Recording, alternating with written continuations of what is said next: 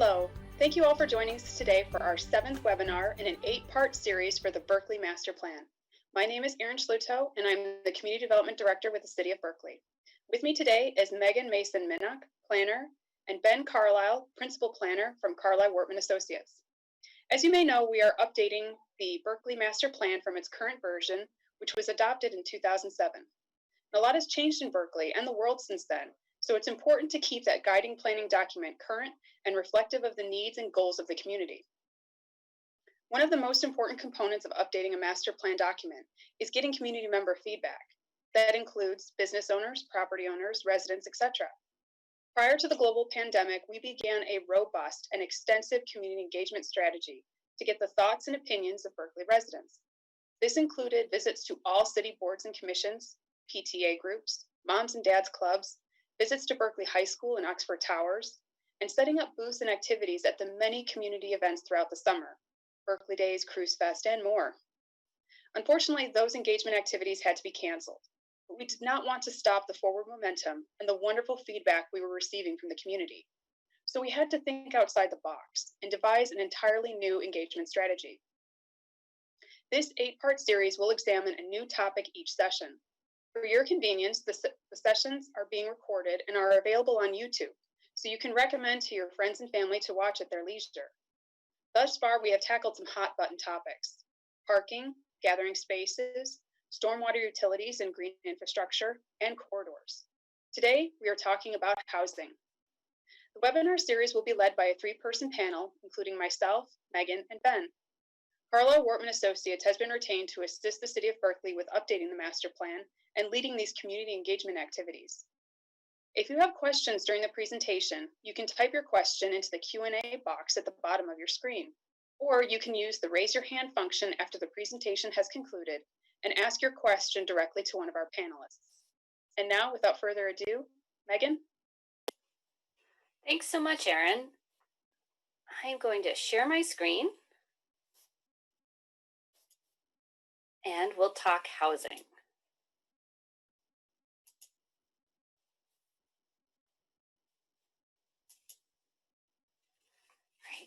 And I just want to remind everybody to, if they have any questions as we go along, to type them in the Q&A box, and we'll have lots of times for at the end of this presentation for a discussion.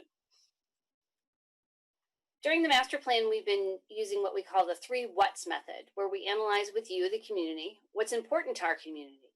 And then, so what? Why are these issues important? And now what? Or what do we need to do? We're applying those 3 questions to housing in today's presentation.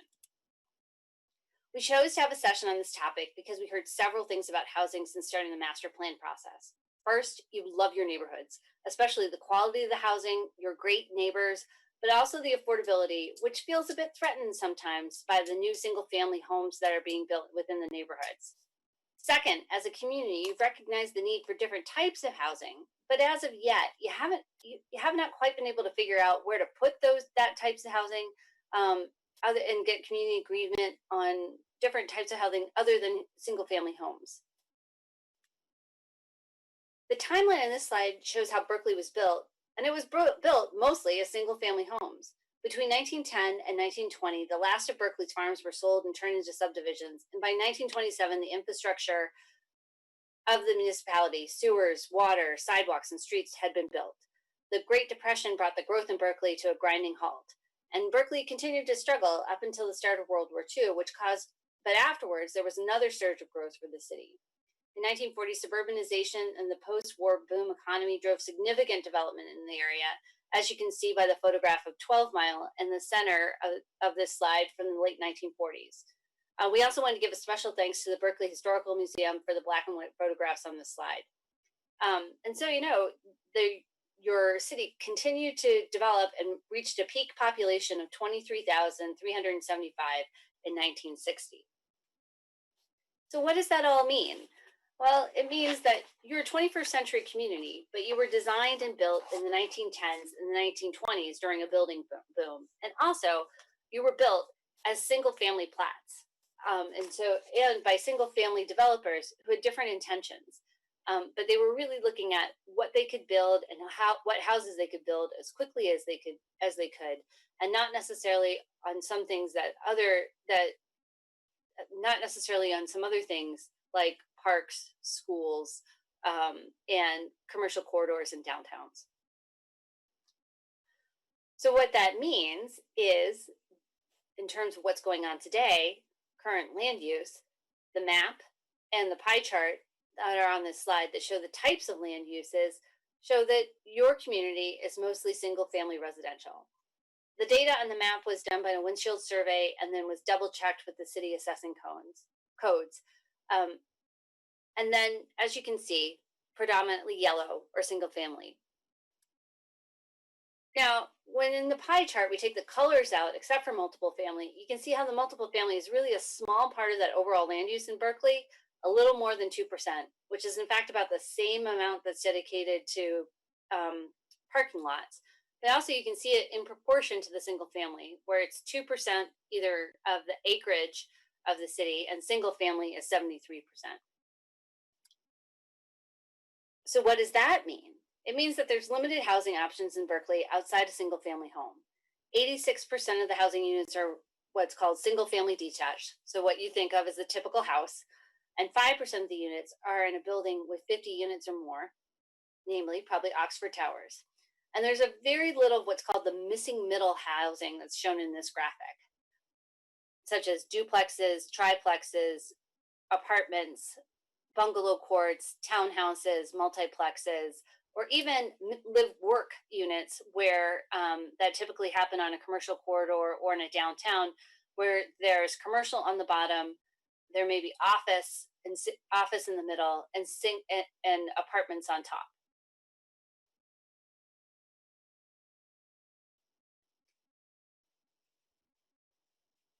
And with that limited amount of different types of housing, since we're planning for the future, the next question is, will the current housing meet the needs of the future population? And the answer is quite possibly no. No. When we look at your population, how your population is predicted to change, the biggest jump is predicted to be in your senior citizens. In other words, those people 65 years or older. The figures shown on this slide are from the Southeastern Michigan Council of Governments predictions for population. And you can see from 2015 to 2045, your population is predicted to decrease around 200 folks, but it's expected to add over 700 residents who are 65 years or older. Meanwhile, the demand for rental is expected to continue due to a myriad of factors, including economics, aging, and lifestyle choices. The next two slides are results from the survey that was completed in May. Thanks again to the over 1,300 people who participated. And you can see by these numbers, the numbers on the left-hand side are the number of people who selected that option for the group. So you can see that not everyone who took the survey chose to answer this question or to weigh in on whether to plan for housing of every group. And just to go through what the different symbols mean, the blue is very important, green is important, yellow is somewhat important, and orange was felt to be not important, and red is where the respondent had no opinion. And a couple of things jump out on this question where we asked, how important is it for the city of Berkeley to plan for housing for the following groups? Number one, there's a lot of blue and green, and also yellow. So what that means is that planning for all these groups was seen as important by those who were responding to the survey. But if you're looking at priorities coming from this survey, planning for housing for families with children was seen as probably the most important. And the good news here is that single family houses are usually a really good fit for families with children. Also, groups of all income levels and households without children are seen as important when that blue-green again is combined to be about between 40 and 50%. Again, a single family house is generally a good fit for these groups.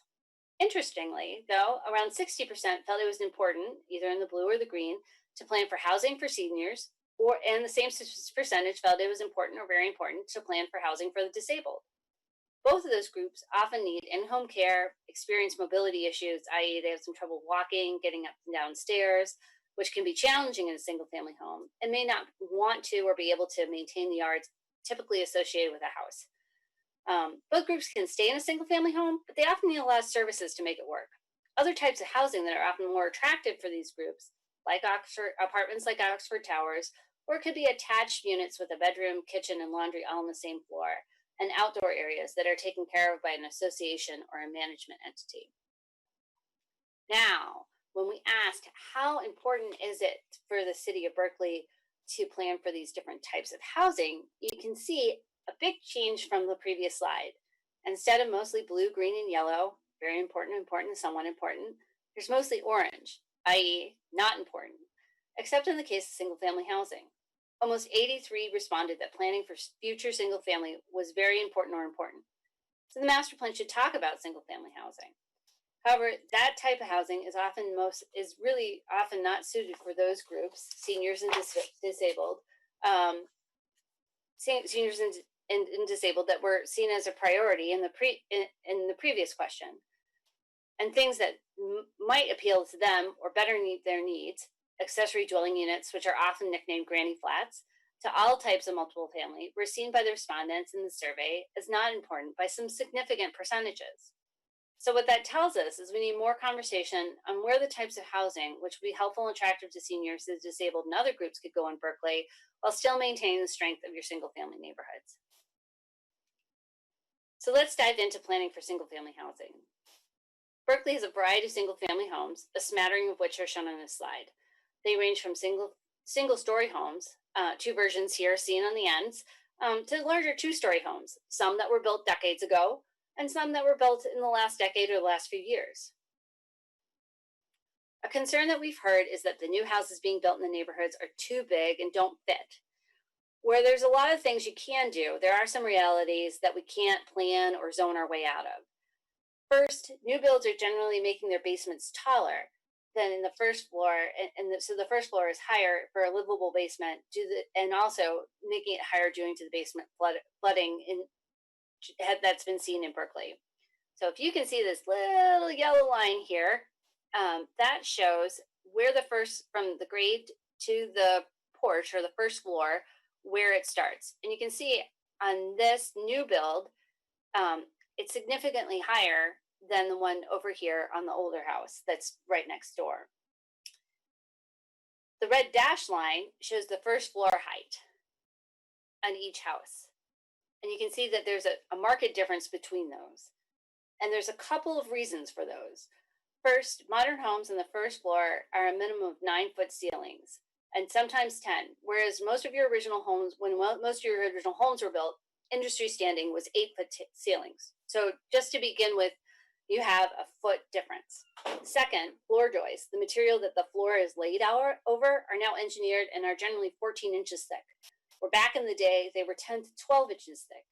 So just by construction, there's a foot and a half and a foot and a few inches difference in the first floor height.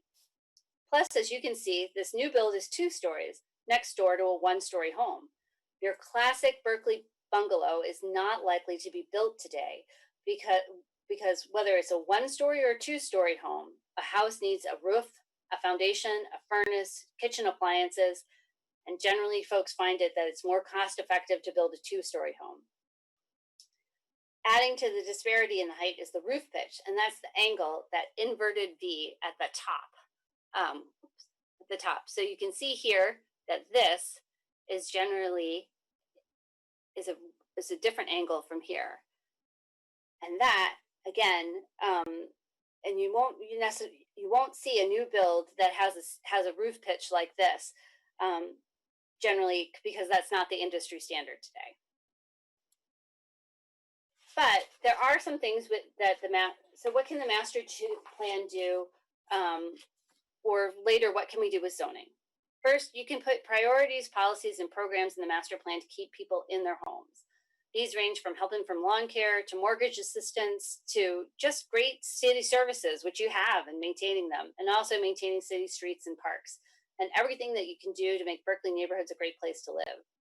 Second, accessory dwelling units might be helpful as a space for seniors to live with their children, but not in the same house with their adult children.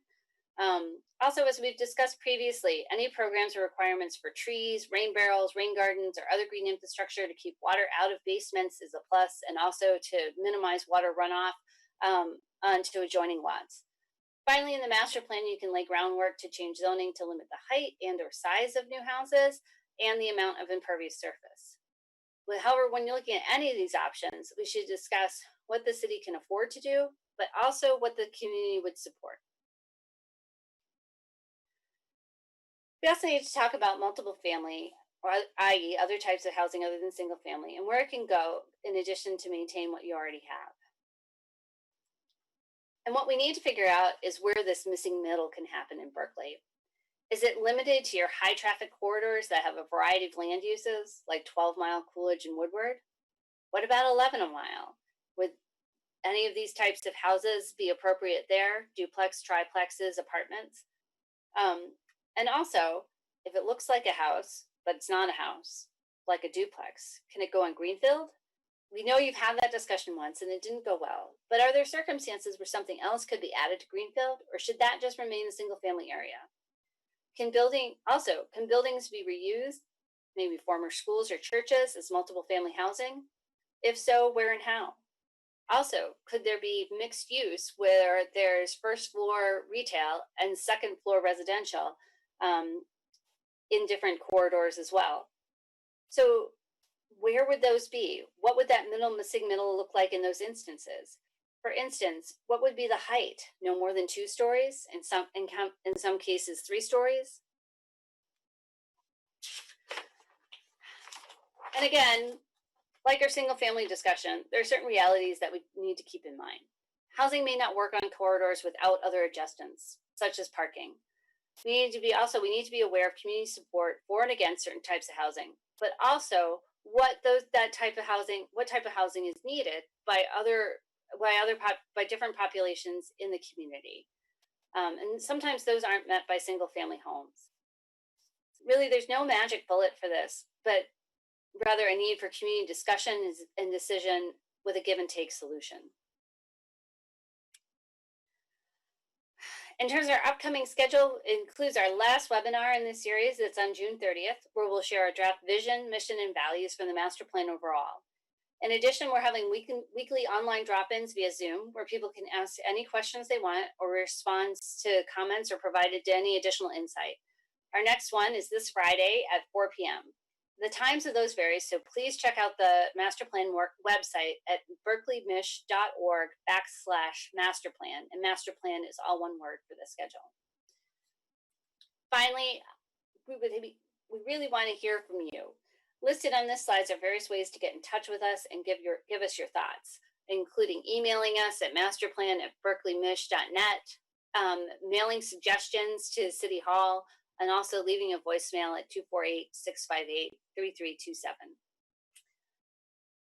With that, concludes our presentation. Ben, does anybody have any questions?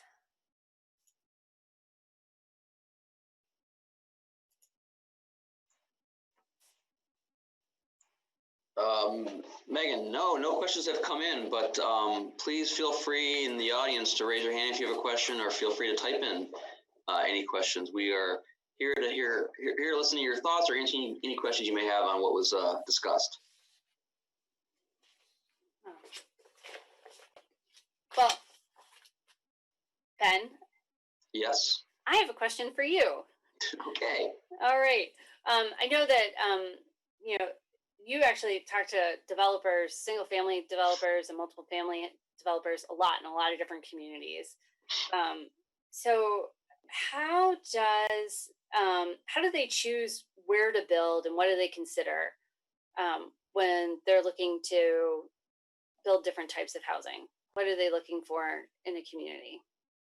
Well, I think they're essentially no different than any developer, regardless of what type of development they build. The first thing to look at is the market. How strong is the market to build what they want? Berkeley has obviously has a very strong market for housing. I would propose that the market is strong for multifamily housing in Berkeley. People want to live in Berkeley for a multitude of reasons, whether that be school or quality of life, parks, etc. One of the issues that I've had, in building multifamily housing that I've discussed with developers with regards to Berkeley specifically is, one, sometimes the zoning is not in place. and they don't think they get the right zoning in place to do a multifamily. And the second, and that's come up a lot, we've talked a lot about this a lot in the core discussion, is there's just not enough land. The parcels are too small. They're not deep enough. You'd have to put multiple parcels together, which can often be difficult. So it's a function of those factors into why you may not see multifamily housing in Berkeley being built as to, so the strength of the market may be stronger than the actual potential to build for those reasons. So not only is there the market, but there needs to be the opportunity, the actual physical place, and then also policies in place that signal that this is not going to be a struggle, because time is money. Right. I mean, there's the market's just one aspect. I would put it almost into three buckets. There's the market potential, which I think Berkeley has for something other than just single family.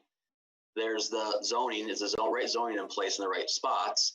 And then there's a third, is the zoning may be in place, the market may be there, but the land itself is just not right for development, for multifamily development. It's too small, or you don't have enough height there, or you have conflicting land uses next door that creates an issue. So all three of those have to be in line in order to build a multifamily development in Berkeley. And I think the first two are there. I think some places the zoning's there and the market's there. It's the third oftentimes that's an issue, is about just the physical size of these parcels. And we've had a lot of conversation about that.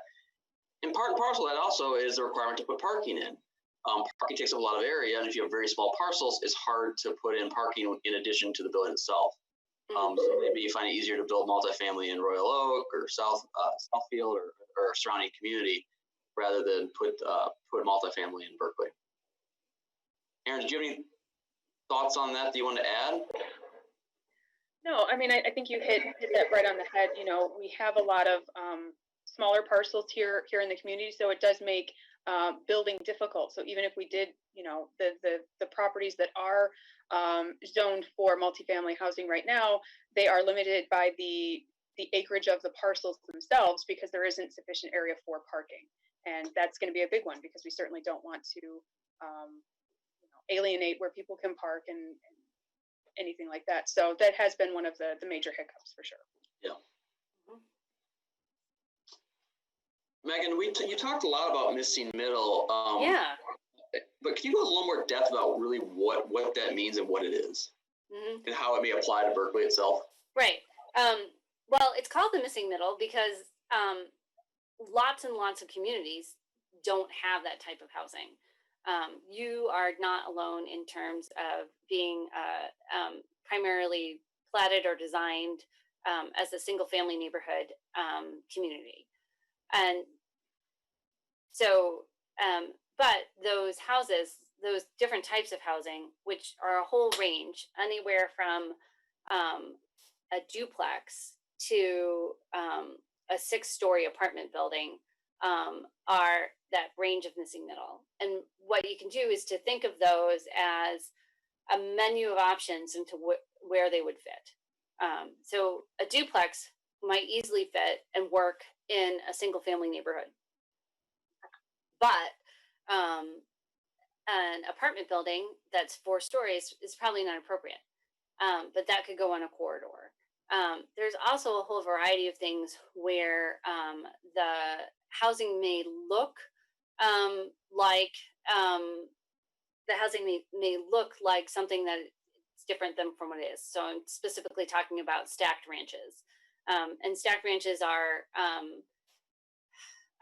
units where it's all one floor, and so it's great for seniors or people with mobility issues, because everything they need is all on one floor, and generally there might be an elevator or some way for them to get up if they're on the second or third. And then so that is something that could be something that would be attractive to seniors who were looking to move out of their home, and then be in kind of a different circumstance. Or it could be something that was on the slide, which is called a bungalow court. And those might be 2 or 3 units that are attached, and the houses look at each other and kind of share a front yard. There could be townhouses in those, and you see those more in kind of East Coast cities.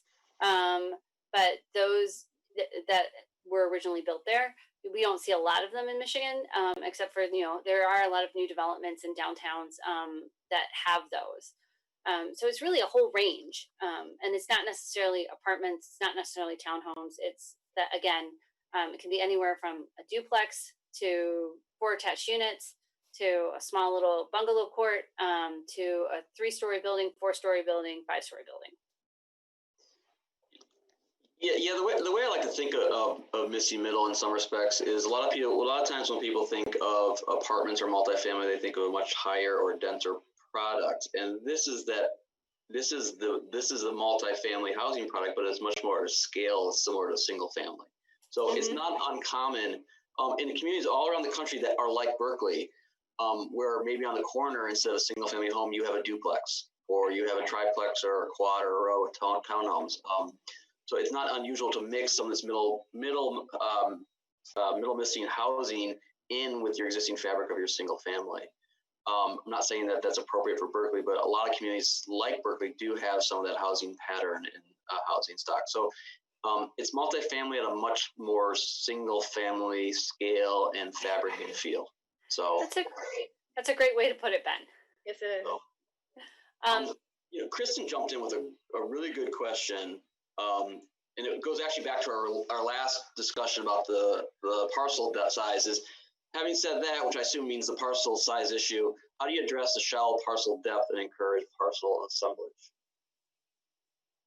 Well, we had talked about that in the last webinar, Ben, in terms of looking at corridors and whether it's possible to plan for those corridors to become deeper.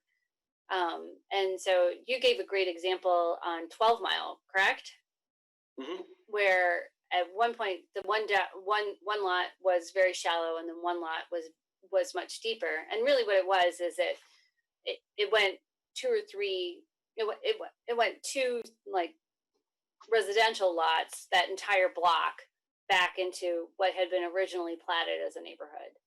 And the city can plan for that to happen. And when they plan for it, it doesn't mean that they're going to take your land, that they're going to change the zoning, that it's going to happen overnight. What it really means is that we see this as the way that we're planning to grow and develop. And if the opportunity comes up for this to happen, and the homeowners or the people who own the properties would like to do it, then we have put in the mechanism to say, yes, this is a good idea. And so we've worked with a lot of communities where they've had these shallow parcel depths, and look to plan to expand to the back. There's also other things you can do, again, with parking regulations, and then also having on-street parking, instead of travel lanes and going through a road diet like you've done on Coolidge, to add more parking to the area that's not necessarily in the back that's not necessarily on the lot, but around the lot. Have I missed anything with that, Ben?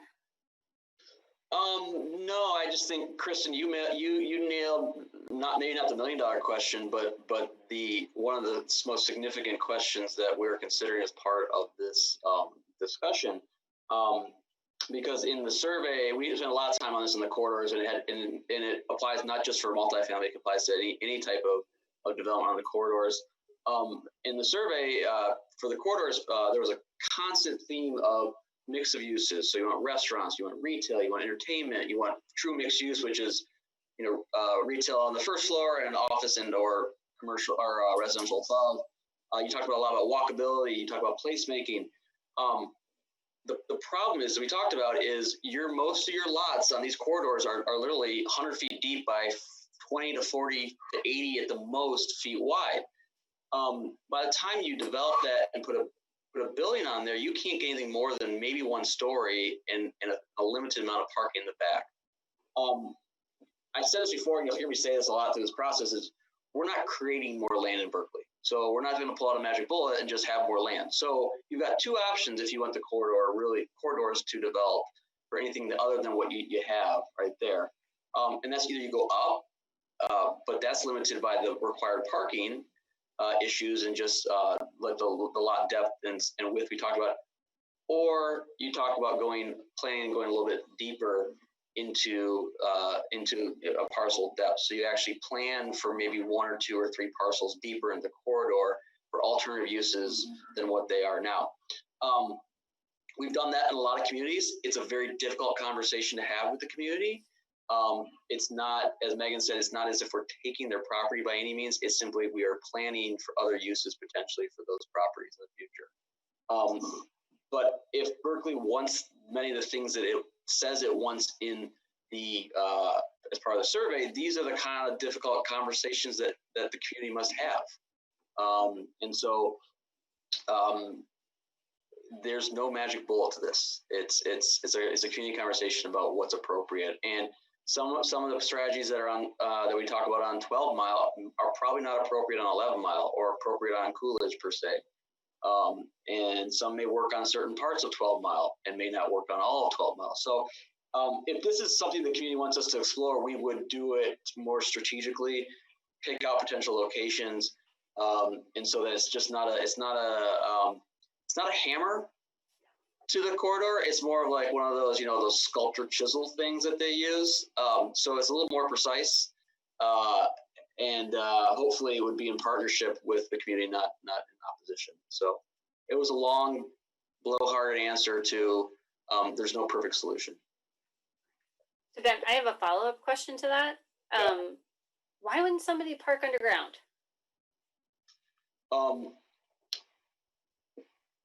A lot of places, a lot of locations do.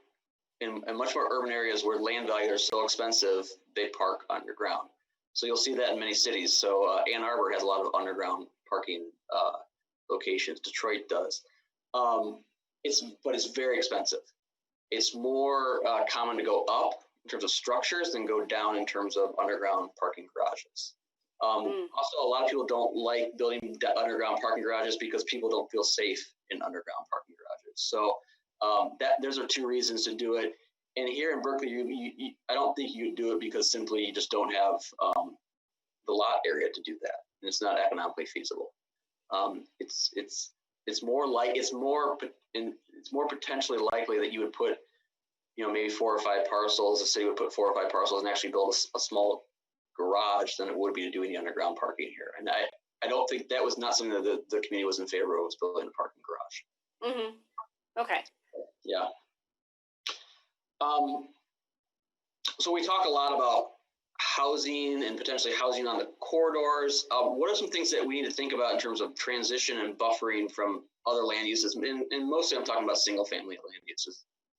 Yeah. I think, one of the things you think about is what's in the back and what's in the front of lots, and how things transition, how things are in between the two.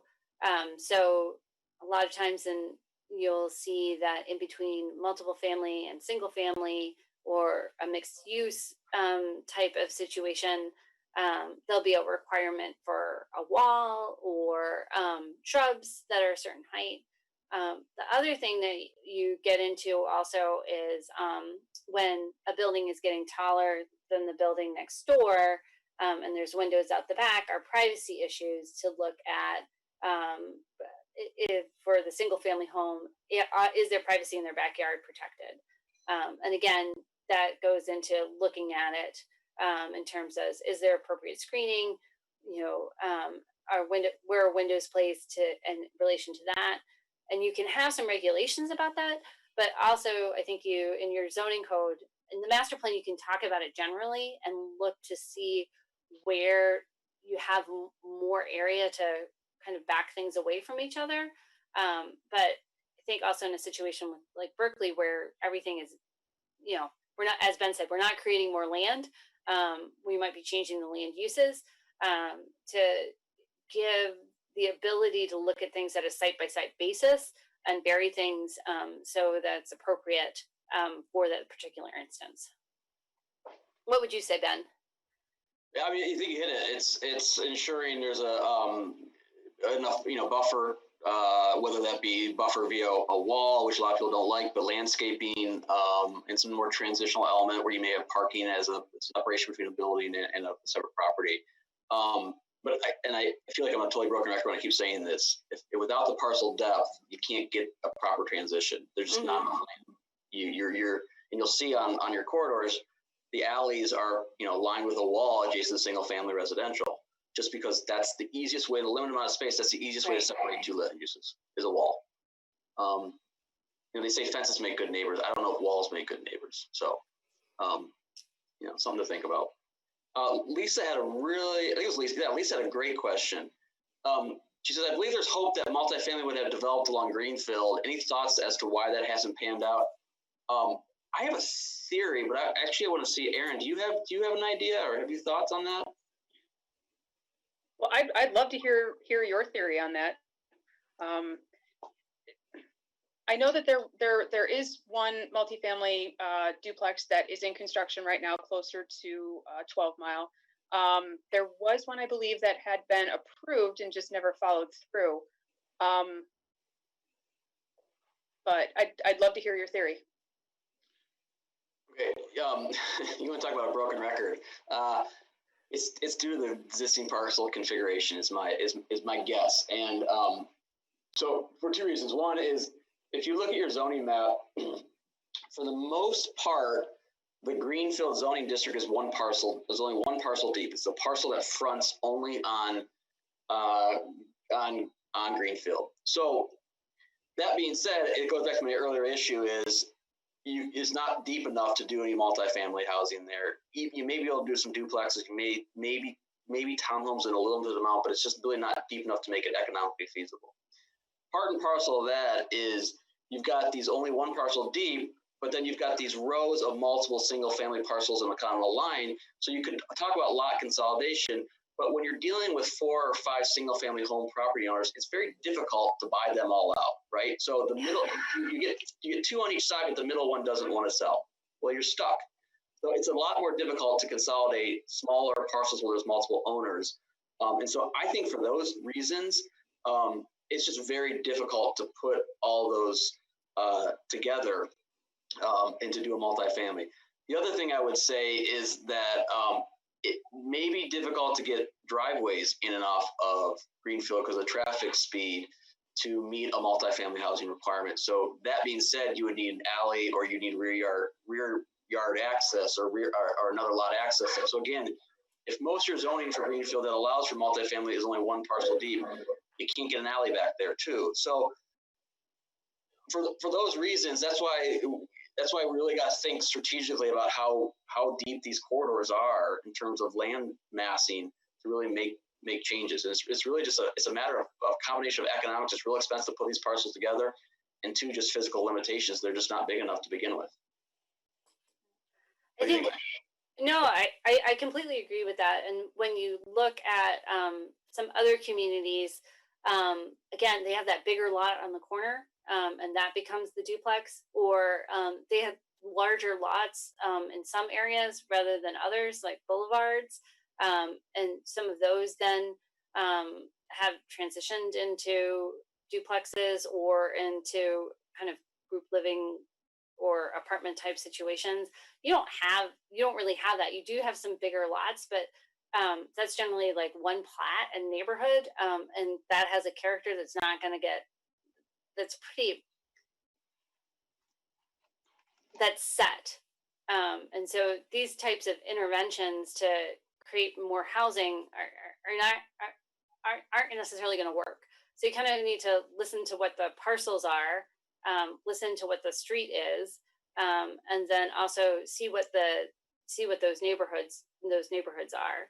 Also, on one of the things is that not a lot of people build duplexes anymore, or what they're looking to do is that they're looking to the business model is that I'm going to build it, sell it, and get out, or I'm going to build it and manage it. And if I don't know that I can make a profit within a certain amount of time, and I don't know that I can rent these easily, then it's not something that that developers or builders look at and say, they'll say that the market's not there. So it's probably a lot more tempting in Berkeley to do rebuilds of single family homes more than anything else at this point in terms of developing new housing. So Lisa asked, do you believe it's realistic to think that Berkeley can add much multifamily housing? I think you can add some, but I think you need to really think about it as a long-term and not short-term. What do you say, Ben? Yeah, same thing. This is a long-term play. I would say, when you say a lot, I think that's relative. I would not say a lot. You know, you're not going to build at the scale that maybe a Royal Oak is, or a City of Ann Arbor, or something like that. But there are opportunities to do so, but the community has to want to do it.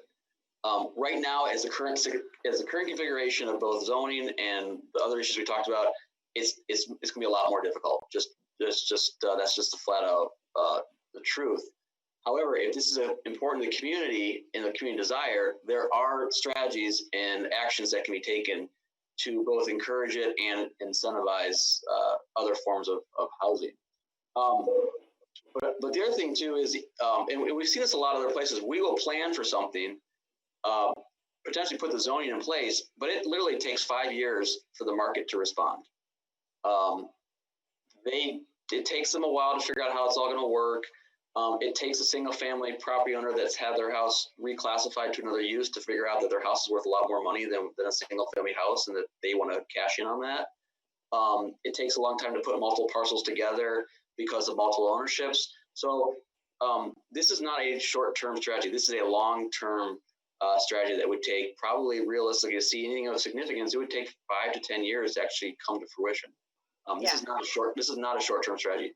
This is not a road diet on Coolidge that we can put in as a pilot program and test it out.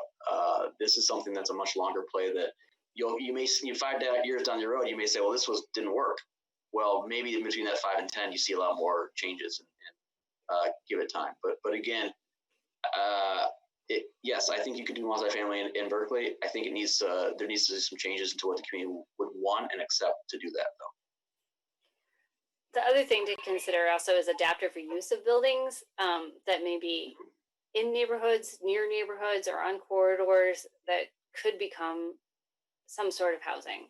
And those are typically old schools, churches, we have them rectories or parsonages, things that were used for housing that was associated with something else, that then became something where there were more people living in it.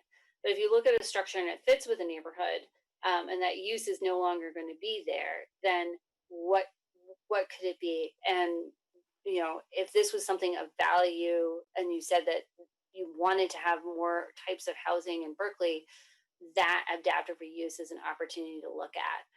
And then you would also set your master plan up so that it says that, and that you would say that these are good opportunities and we should consider those as they come about. So those are great questions. Is there any other questions or anything that we said that you disagree with, that you challenge us on?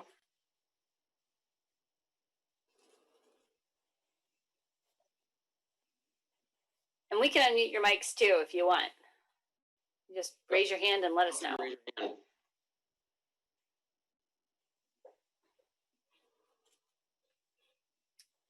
All right, Ben. While they're mulling, Yeah. I have another. Oh no, wait.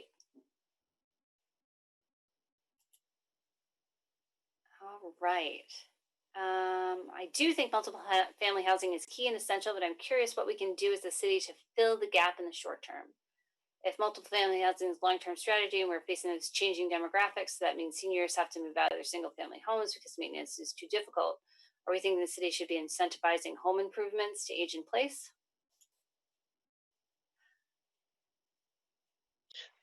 What do you think, Ben? It's a policy question. Does the city want to invest their money to give out, I don't know, grants or loans or whatever you want to call it, to allow people to age in place? I don't know if we can answer that question for you, but we can give you a whole host of strategies to allow for easier aging in place. But it's not free, and it's not necessarily cheap either. So it's really, Ross, it's a way of me punting this question totally. Is if that's a community priority, there are certainly avenues that the city can undertake to do that.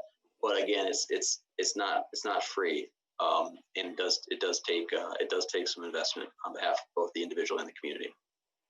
You know, and I asked whenever we've met with residents, one of the questions I asked them is, if you can't stay in your single family home, but you want to stay in Berkeley, where do you go? And most of them say, I can't stay in Berkeley. I have to move to Southfield or Royal Oak or wherever. And I think that's going to be a big question for this community, is if you can't stay in your single family home for whatever reason, where can you go? And right now there's a lot of limited options. Right. Because there's waiting lists at Oxford Towers, but also not everybody is looking for that sort of circumstance. The only other thing that... I'm sorry, didn't mean to cut you off. Well, no, and the other thing that some communities have done is allowed accessory dwelling units. And really, more often, that is not seniors staying, but that is people who are middle-aged, having their older parents come and stay with them, but not in the same house, not in the same structure. Also with that comes maybe parking and where do you put the other cars and things like that. So you have to, with every action, there's a couple of other ripple effects that you'll need to look at. Yeah, and the other part to this is a lot of people are looking to fill that gap between your single family home and Oxford Towers. Mm-hmm. Right. So it's that missing middle piece where you may be an active adult, but you don't want to take care of a yard, right? Or you don't want to take care of a house. So you're looking for alternatives, and there's very few, I'd say, alternatives like that in the city. Mm-hmm. And so even if you can have something like that bungalow court we were talking that I mentioned, or that it's single family attached with a threeplex. And that could be a first floor. Those are types of things that you could look to attract. But it also might be that you've set it up and that you, the city, need to go out and recruit people or recruit developers. And especially when you know that there's a certain opportunity coming up in terms of this parcel's for sale, or, this might be coming, and not wait for people to come to you, but you go to them. So this is probably a better question, I think, for Aaron. So I'm going to put you on the spot, Aaron. This is from Kristen. I know it's a small example, but do you have any idea what the demographic makeup of Harvard Place is? Harvard Place is their Harvard House apartments. And honestly, I don't. That's a good question, but I don't know if that's senior living or anything else. I'm looking here to see,